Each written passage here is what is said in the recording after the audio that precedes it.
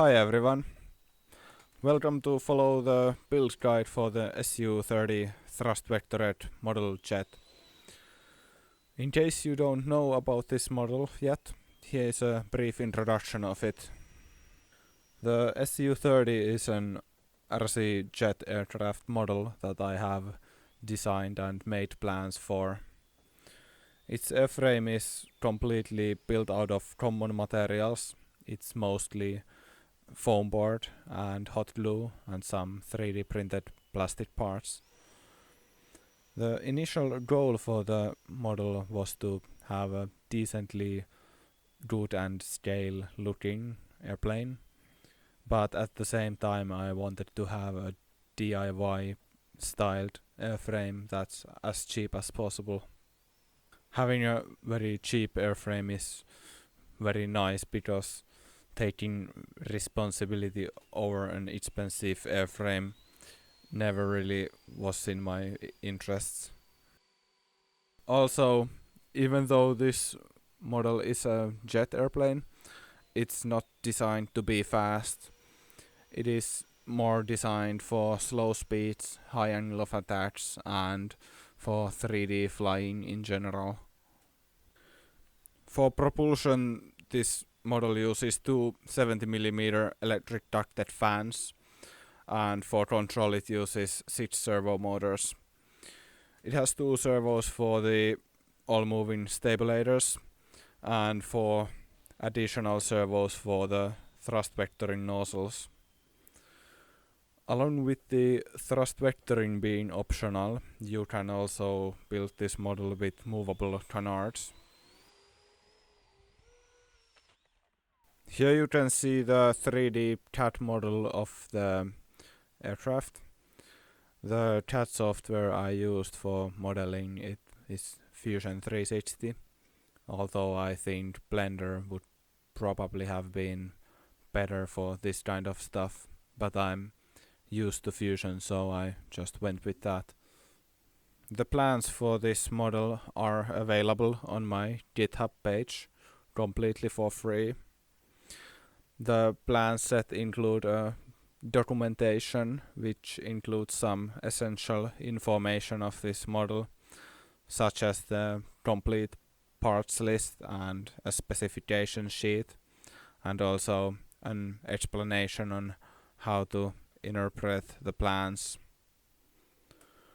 The foam board sheets are given as PDFs, as both full-sized format and also A4 tiled format.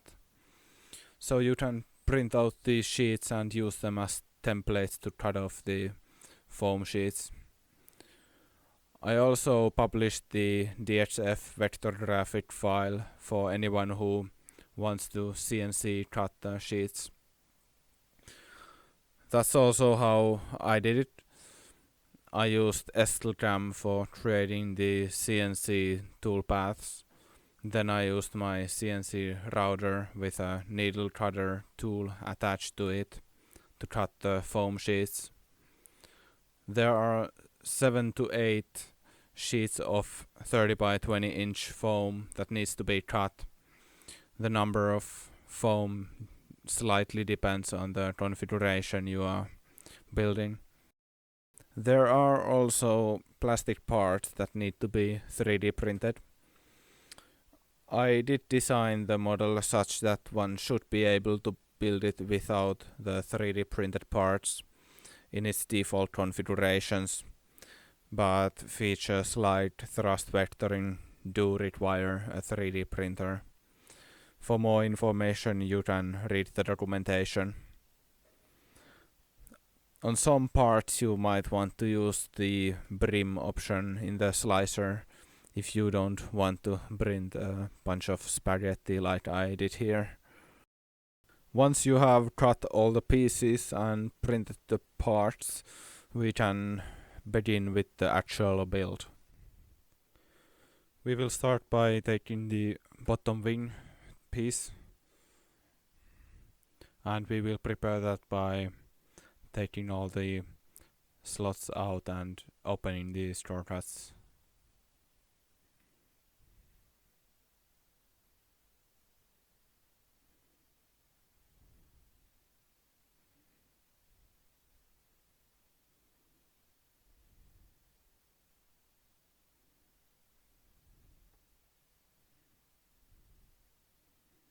Here I am also punching out the center of gravity mark with a needle, so we can see it on the other side of the foam. Then we will take both the wing pieces and tape them together such that they are aligned on the root side.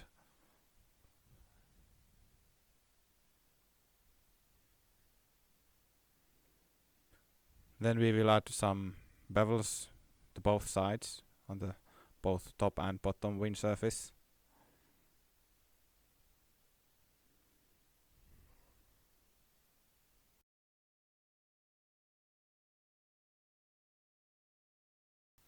Before bending the wings together, I'm pre-deforming the foam board on the bending section to make the bend easier.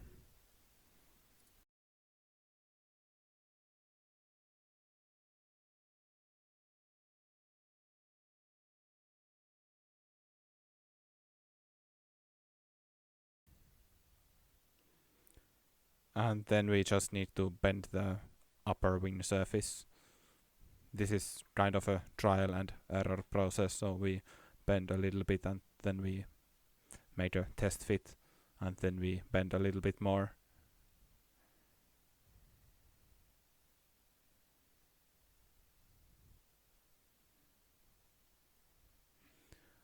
Once we have both of our wing pieces, we need to glue them together. Actually, first I am gluing this trailing edge wing spar.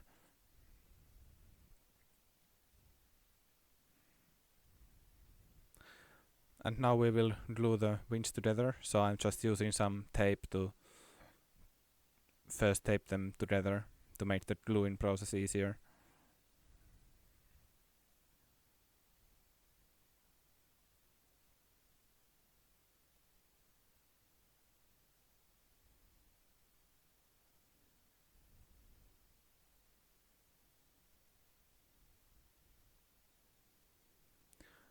Then we can test fit our wing spars. Before I glue any of these, I'm just going to place them and check that everything fits as it's supposed. Then we can also test fit the top wing surfaces. Then I decided to remove the paper of the wing spars. This makes them a bit lighter, but also they lose rigidity. So it really depends on what you want to have, whether you prefer to have a very light airplane or a strong wing airplane you can pull high G's with.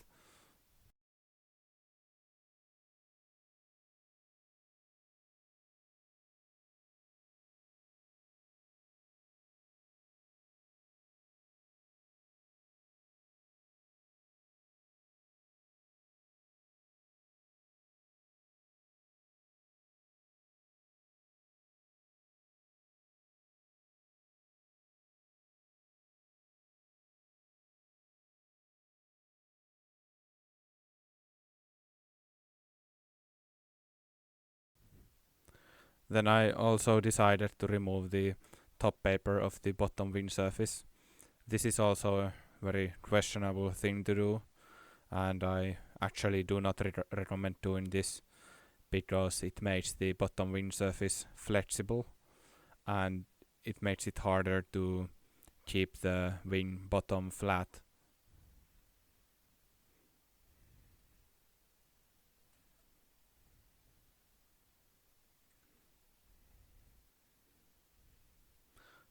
Then we will prepare these little flappy things by making a wide bevel.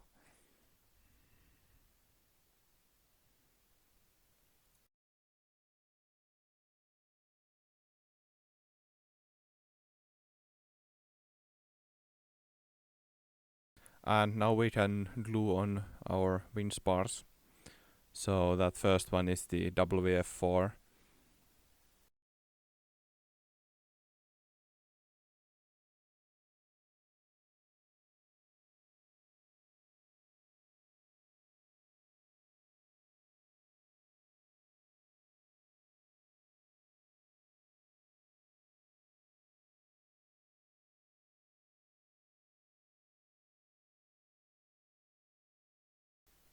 In front of that is the WF3.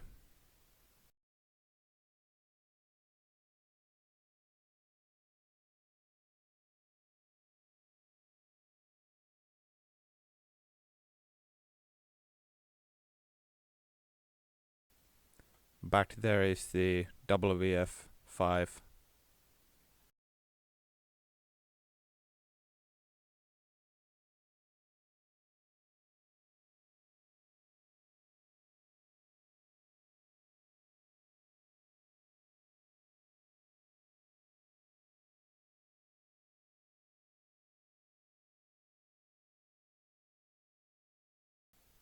And this front one is the WF2.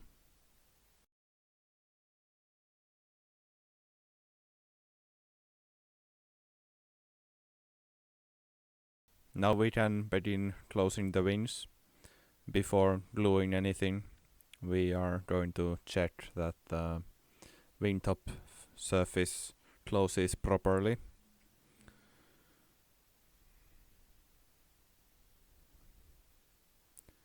Once it fits, we can put glue on the leading edge bend and every wing spar except for the last one.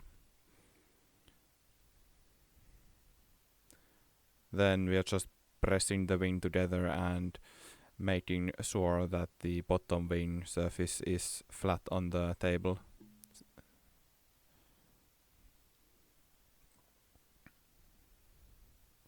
Then same on the other side, and you are, by the way, not supposed to put glue on the excessive part of the frontmost wing spar, like I did.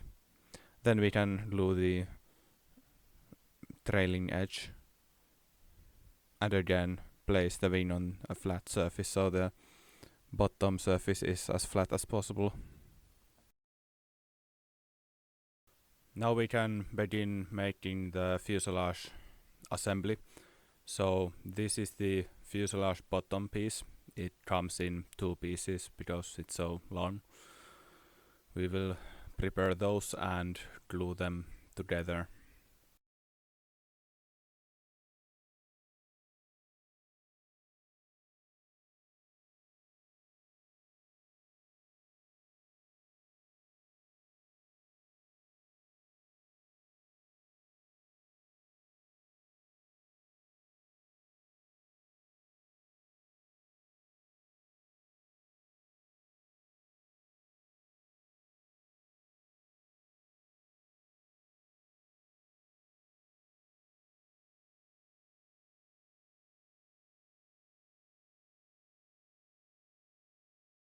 These are the FF4 fuselage former pieces that go on top of the bottom piece.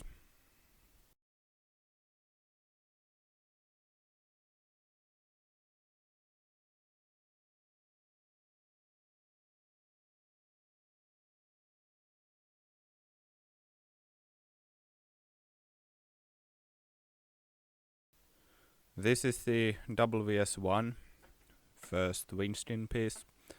It comes in 2 parts to make the sheet nesting easier, so we need to glue them together.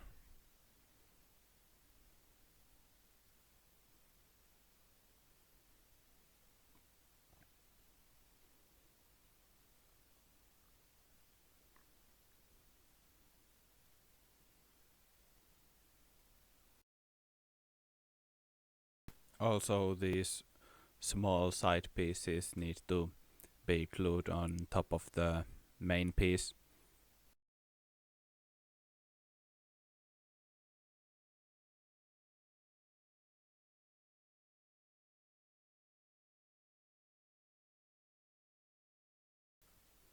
Then we can prepare all the store cuts. And we also can remove the top paper surface to save weight. Now we need to bend both of these sides up in a specific angle. So I have made this stack of 4 foam pieces, so it's 20 millimeters in height. Then we will put glue in the seam and hold the midsection flat on the table and put the spacer under the side, and we will do this for both sides.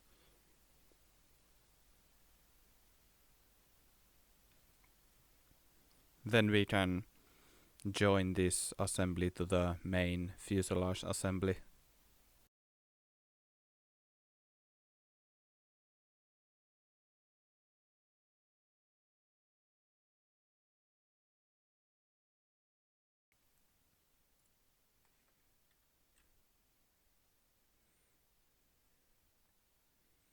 Then we take the main wing assembly and we can test fit the fit between the wings and the fuselage. So this is how the wing assembly should fit the fuselage assembly.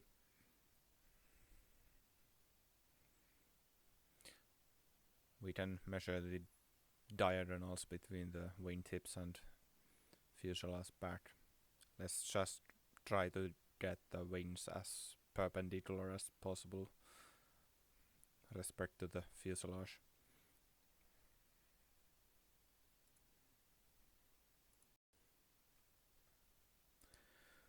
Here I am mounting the IMU 6050, the accelerometer gyro, using some double-sided tape. If you are not going for a flight stabilization system, then you don't need that.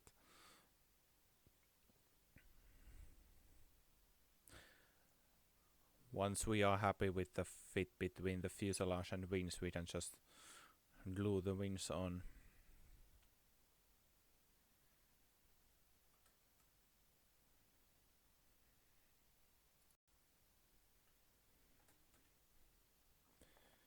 Here you can see a gap that's not supposed to be there.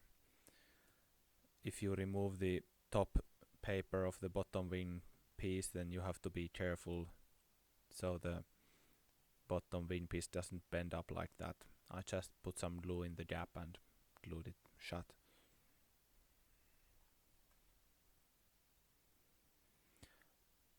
Now we can take these flappy things and glue them like that.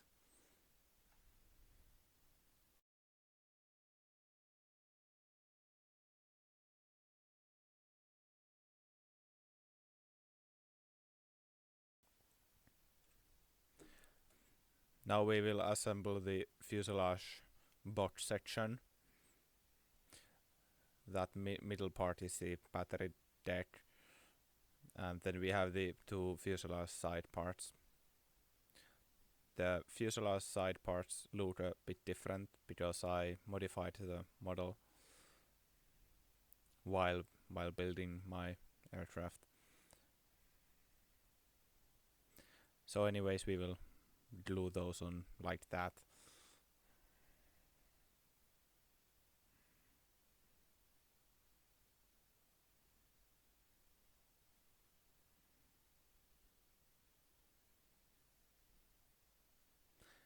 If you want, you can remove the paper again to save weight. It does make the fuselage less stiff, so it depends on what you want.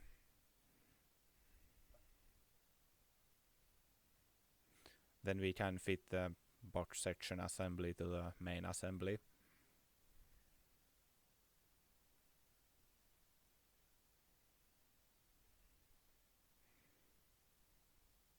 And if it fits, then glue it on.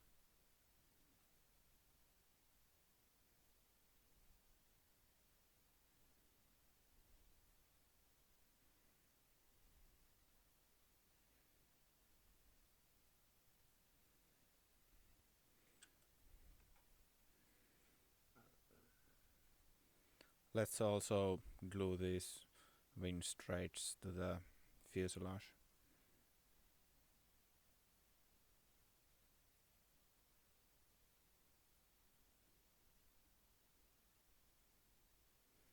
This is the first fuselage former, which is the FF1.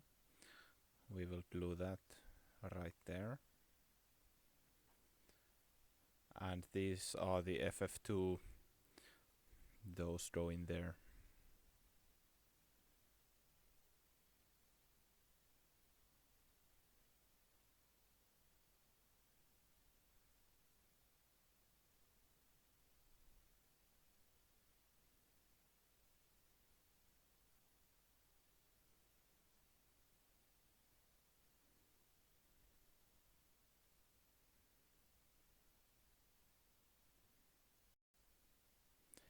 Now this is the FF3 fuselage former. I have since modified it to be a double thickness former to make future build steps easier. It was a bit tricky with this single thickness one.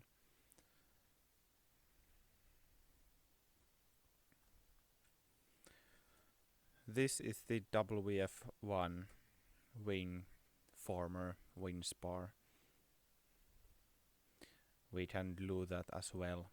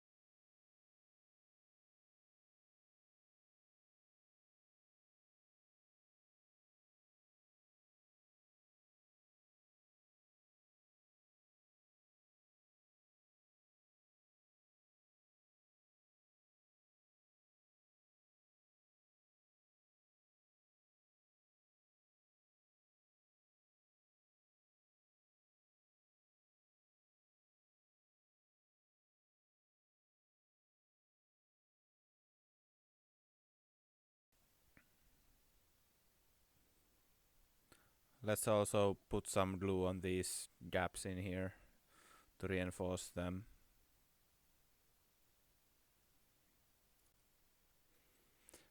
Now I will be showing how to make the movable canard assembly, although I'm not going to use it on my build. This is a 35mm head socket screw. Then this is the Canard mount 3D printed piece. We will screw the servo on that using two of the 2mm self-tapping screws.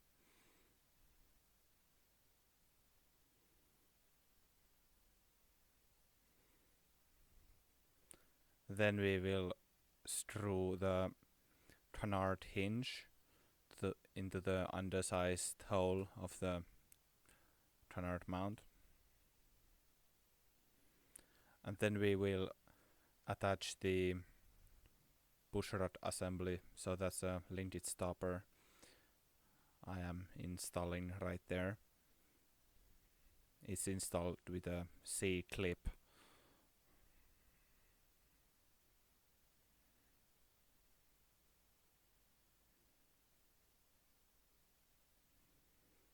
And that is the canard assembly. And you can still access the head screw after installing the canard by using a ball and head key.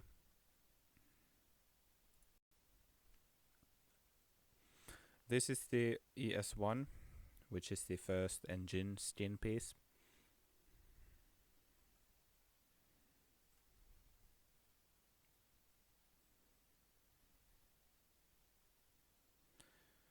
I'm using some random rod to make these bends.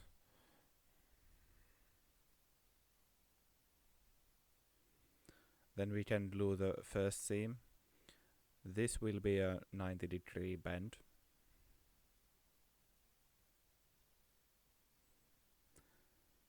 Then we will glue only the front part of this seam.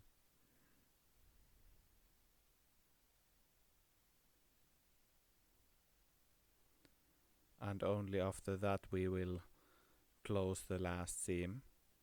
And as you can see, there is this twist in the intake.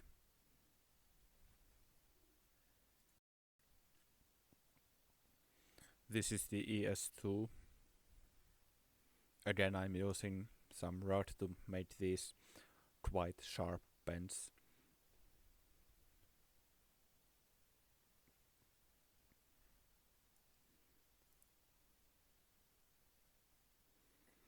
Then we will test fit the fit between ES1 and ES2. That's how it's supposed to look. Once that's good, we can glue those together.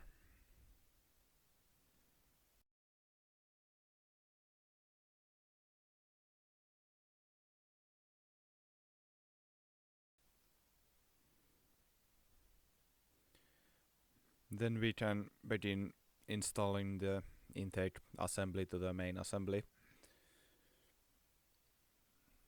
Here I'm just cutting some glue off that's been there.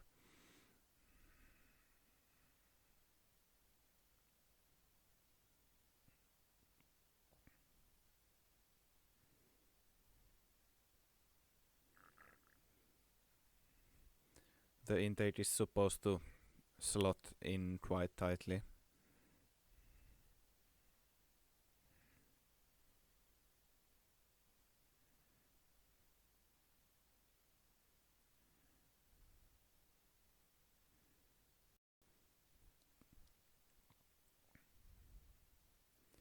Once we have checked that the intake assembly fits, we can glue that onto the main assembly. Also, try not to get too much glue on the inside. That's probably not going to increase the airflow performance.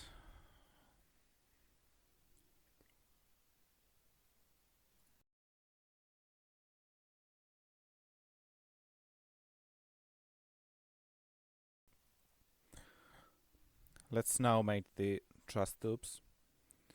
I'm using some thin cardboard, and since I'm building the truss vectoring setup, I'm using the short version of the truss tube. It's basically just a cut-off version.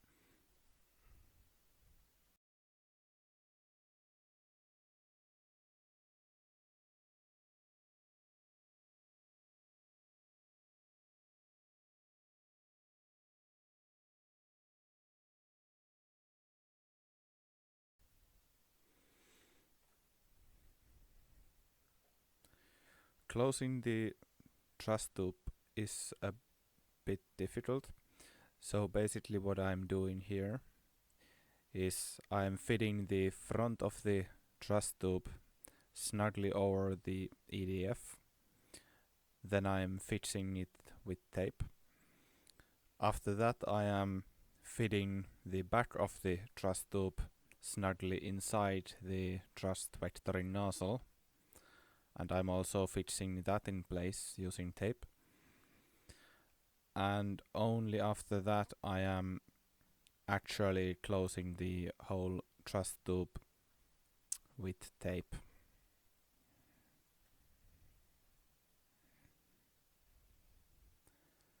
This way we have snug fits on both the back and front end of the truss tube. And here I am closing the truss tube.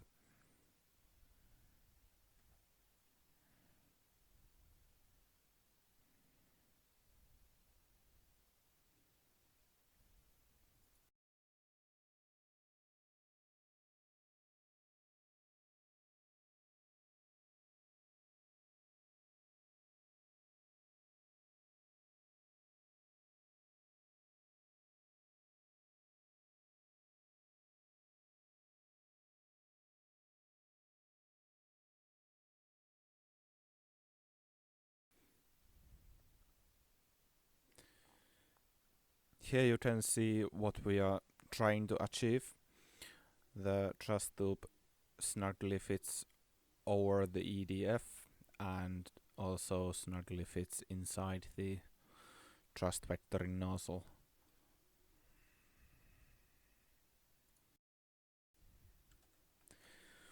Now we can begin with the engine assembly.